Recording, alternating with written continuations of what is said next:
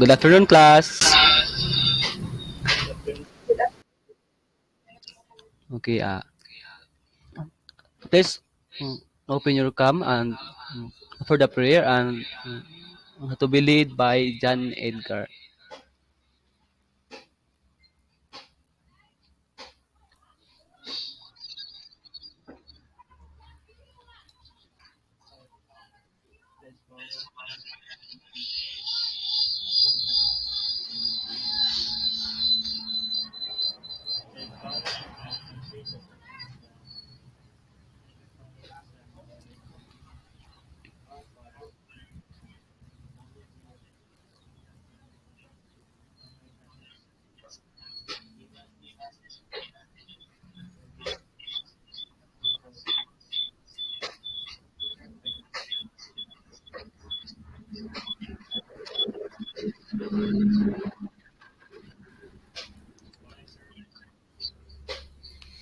Okay, please take your seat and arrange your chair properly. Now, I will be checking the attendance for able to know who is absent today, class. Okay, say presence if I call your name. Miss Hanayan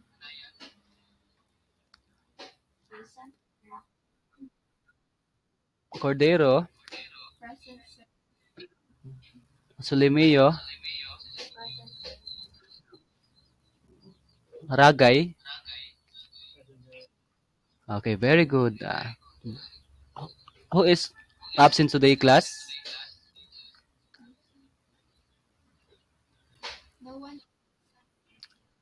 Wow, fantastic. That's my student.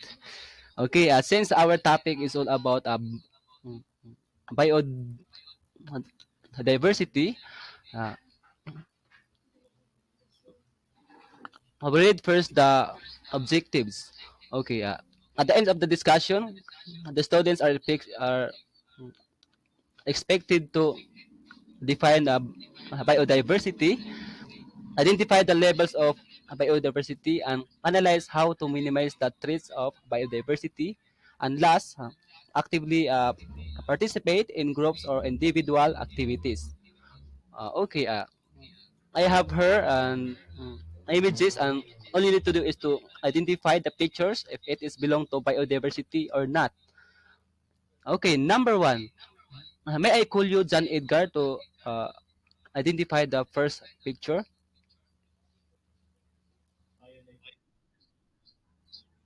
Very good. Okay, number two. Cordero.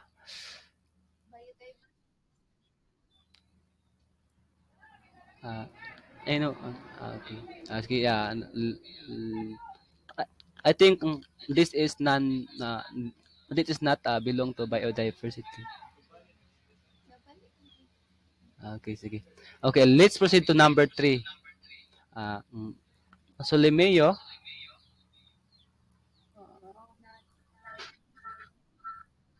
Very good. Okay. Number four. May I call you Cordero again? Very good. And lastly, number five. May I call you John Edgar Loreto Ragay?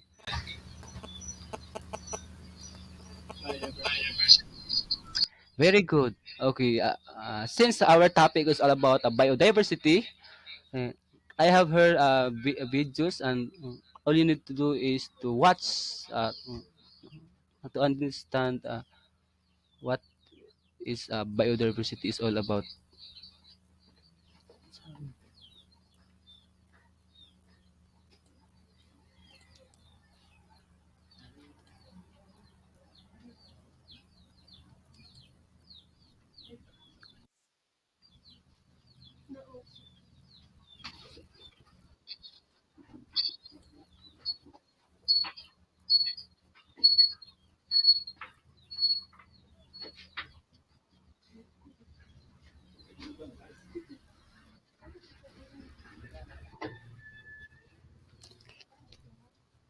Kasunod.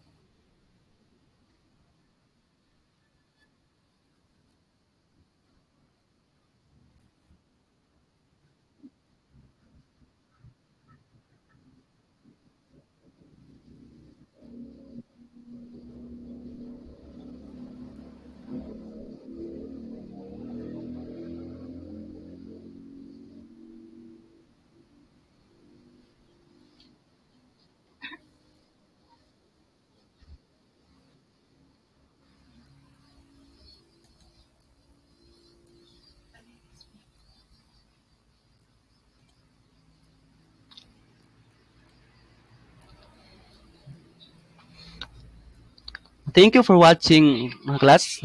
Okay, what have you learned about the video presentation? Anyone would like to share?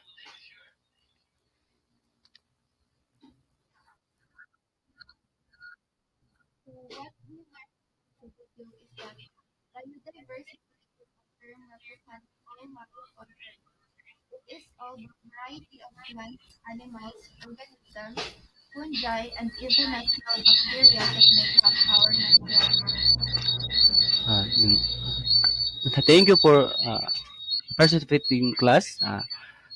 Also, biodiversity refers to the vast array of life forms.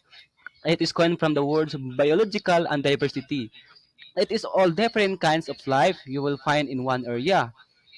For example, animals, plants, and insects, which is living in a particular area. Okay, let's proceed to. There are three levels of biodiversity. The first levels is called genetic diversity. Uh, this means it is all the different genes contained in all individual plants, animals, fungi, and microorganisms, and it also occurs within a species as well as between species.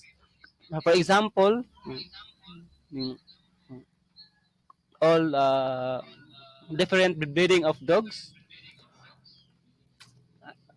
and then let's proceed to the second levels. The second is called species diversity.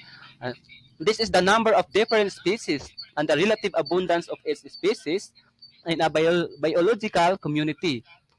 For example, monkeys, dragonflies, and meadow beauties are also are all different species in the same community. Okay, let's proceed to the third level, which is called ecosystem diversity. This means this refers to the variety of habitats, communities, and ecological processes in the biosphere. Okay, let's proceed to the threats of biodiversity. The loss of biodiversity is a significant issue for scientists and policymakers, and the topic is finding its way into living rooms and classrooms. Species are becoming extinct at the fastest rate known in geological history, and the most of these extinction have been tied to human activity. So meaning the threats of biodiversity cause the loss of life. Uh, also, okay, let's proceed to for the first threats of biodiversity. First is called habitat loss and destruction. Usually, as a direct result of human activity and population growth, is a major force in the loss of species, population, and ecosystem. Second, which is called alteration in ecosystem. Uh, this is a loss or decline of a species can lead to a loss of biodiversity. A change in land use or land cover that has an impact on local ecosystem, like for example, deforestation and other human activities that can cause alteration in ecosystem. The third one is called the introduction of exotic. This means it is often disrupt food webs and directly damage native species because they lack natural enemies. There are no native predators nor genetic resistance to these pests in areas where they are introduced.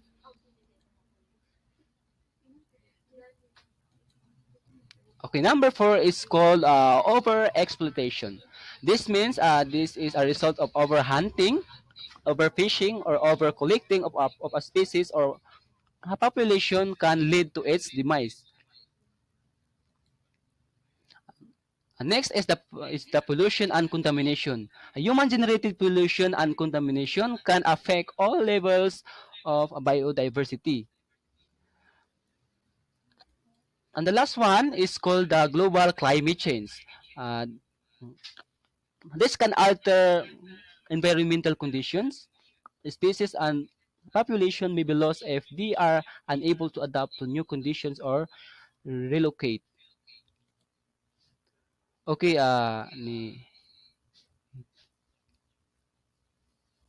so since we are done of our discussion about diversity, I hope you learn a lot because our next activity will be much more exciting. Are you ready, class?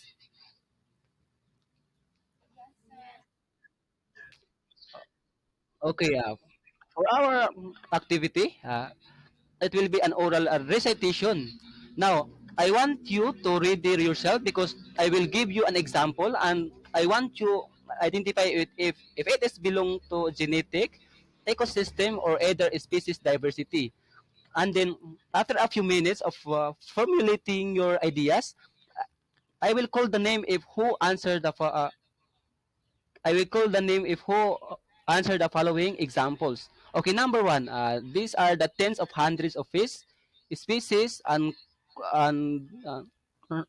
coral and crustaceans found in the specific reef and etc. Uh, may I call you Cordero to answer the number one examples? Okay, very good. Number two, these examples is called different varieties of rose flowers, with or etc. Okay, number two, may I call you sorry, Jan Loreto Ragay? Jan Edgar? Okay, very good. Let's proceed to number three. This is called of different varieties of medicinal plants. Ruvolfia vomitoria presents in different Himalayan ranges, differ in the amount of chemical reserpine produced by them. May I call you Solomeo to identify these examples?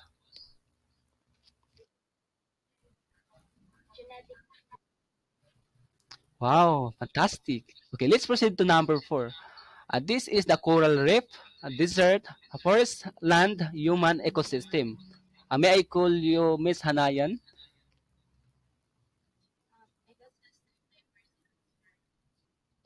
Very good. Okay, let's proceed to the last examples. This is Australia's Great Barrier Reef. May I call you Miss Cordero to answer these examples? Wow, that's my student. I think you have learned about my discussions based on your answers. Okay, let's proceed to our assessment. Uh, now, I will give you a short quiz about of our lessons today, and I want you to answer it orally. For those who wants to share their answer, don't be shy because this activity measure how far you're learning about our discussion. Okay, number one, what are the three types of biodiversity? May I call you Miss Hanayan to answer this question?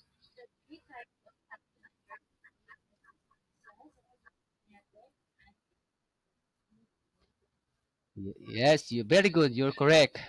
Okay, number two, let's proceed. It refers to the biodiversity between of organisms the same species. May I call you Cordero?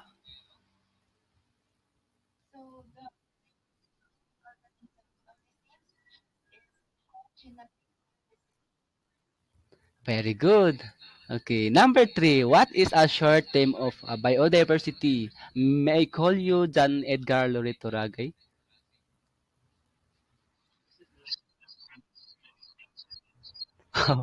Fantastic. Okay, number four. These forests are only examples of ecosystem biodiversity. May I call you Solomio if is it true or false? Yes, we know that forest is not only examples of ecosystem biodiversity. Okay, let's proceed to number five. It is the largest scale of biodiversity. May I call you Miss Hanayan to answer this? Very good. Okay, okay, class. Before I give you your homework, I want you to look this picture because this give you an idea what causes biodiversity loss. I give you 5 minutes to study this picture.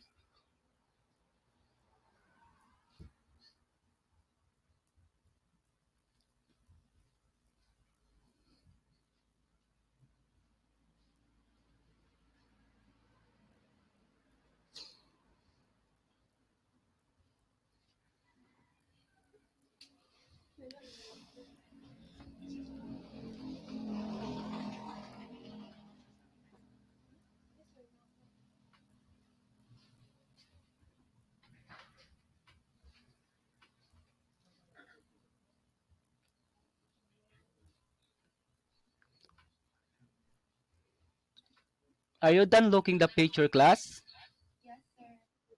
Uh, uh, do you have any questions about the lesson for today? Okay, what you have learned about the discussion? May I call you Miss Hanayan?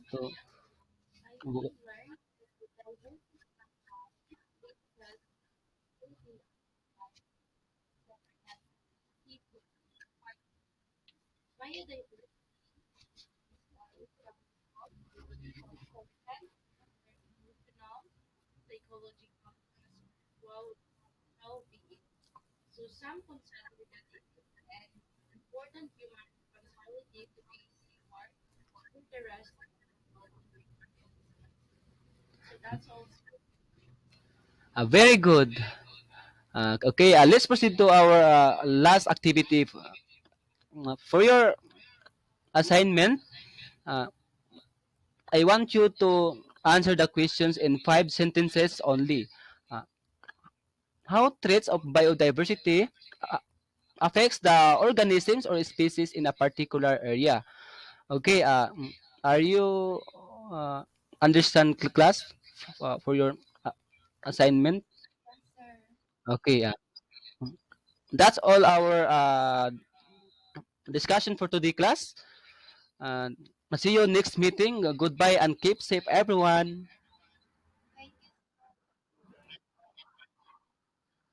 Goodbye, class. Keep safe, everyone.